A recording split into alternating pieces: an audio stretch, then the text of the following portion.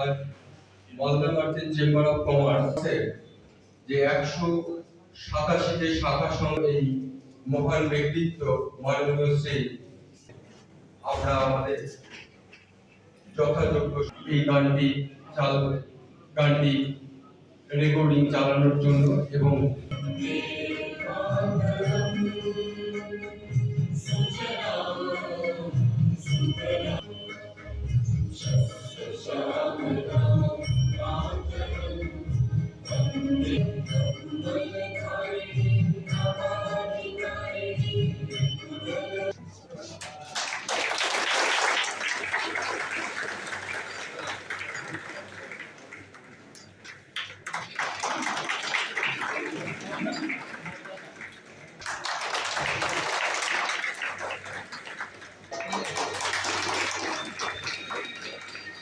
অনুরোধ করছি মাননীয় শ্রী কৃষ্ণ গোপাল শাহ মহাশয়কে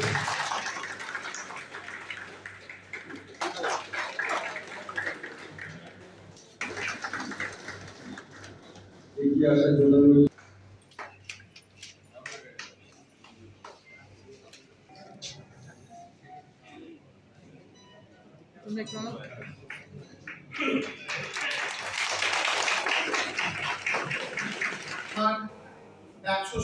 টা সংগঠনের যারা প্রেসিডেন্ট সেক্রেটারি যারা আজকে এখানে উপস্থিত হয়েছেন এবং কিছু লাইভ মেম্বার উপস্থিত হয়েছেন তাদের সকলকে মালদা মার্চেন্ট চেম্বার অফ কমার্সের পক্ষ থেকে আন্তরিকভাবে অভিনন্দন এবং বড়দের আমার প্রণাম জানিয়ে আমি দু একটা কথা যেহেতু স্যারকে আমরা অনেকদিন পর পেয়েছি, আমাদের বেশি চাহিদা আমাদের ব্যবসায়ীদের থাকে না, আমাদের ছোট ছোট চাহিদাই থাকে। এই ছোট ছোট চাহিদার মধ্যে স্যারকে আমরা কয়েকটা জিনিস আমরা স্যারের নজরে দেব, যদি আমাদের সেই জিনিসগুলো যদি আমাদের পূরণ হয় তাহলে ব্যবসায়ীদের মনে হয় অনেকাংশে আমাদের সুবিধা হবে। আমি প্রথমেই স্যারকে জানাবো ট্রাক টার্মিনাস নিয়ে আমরা গত 2 বছর ধরে আমরা এটা পরিশ্রম করে যাচ্ছি। ট্রাক টার্মিনাসে কিন্তু স্যার আমাদের জমিও দেখা হয়েছে। আমরা জেলা সমাজটাকে একটু কথা বলতে পারি যে মালদা জেলার যে কোনো অসুবিধায়, জেলা প্রশাসনের যে কোনো অসুবিধায় মালদা মার্চেন্ট চেম্বার অফ কমার্সকে রাত্রি 2টার সময় যদি ফোন করেন, মালদা মার্চেন্ট চেম্বার সব সময় আপনার পাশে থাকবে, আপনার পাশে থাকতে মালদার মানুষের কাজে লাগবে। আমি বেশি সব কথা বলবো না, আমার ভাই উত্তম এখানে সব কথাই বলেছেন। আমি বেশি পাঞ্জাবে আছি। এই প্রোগ্রাম যদি পাঞ্জাবের মতো 70% লোকজন 30 থেকে কম না। So the biggest message of the speech is that your own children are not taking pride in your work. আপনার ছেলেমেয়েরা যদি আপনার কাজের মধ্যে প্রাইড নিতেন, এখানে অনেক এখন বাবা ছাড়া বাচ্চারাও। তো আমার একটাই মেসেজ আছে, you are doing a noble job for the society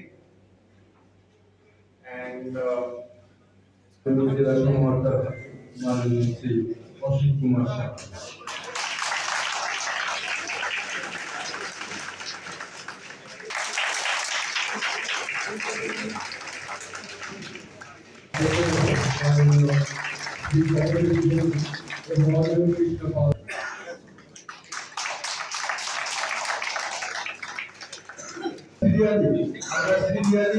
নাম ধরে অ্যাসোসিয়েশনের নাম ধরে যাবো এইভাবে আসতে হবে।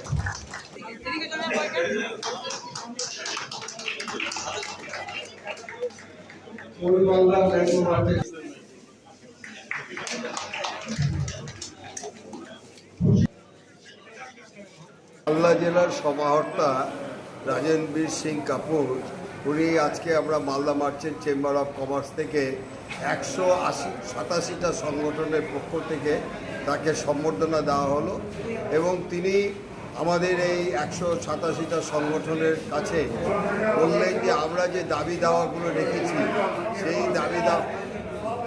দাবি দাওয়াগুলো উনি বললেন আমার পক্ষে যতখানি সম্ভব হবে এবং আমি সেটা করার চেষ্টা করব।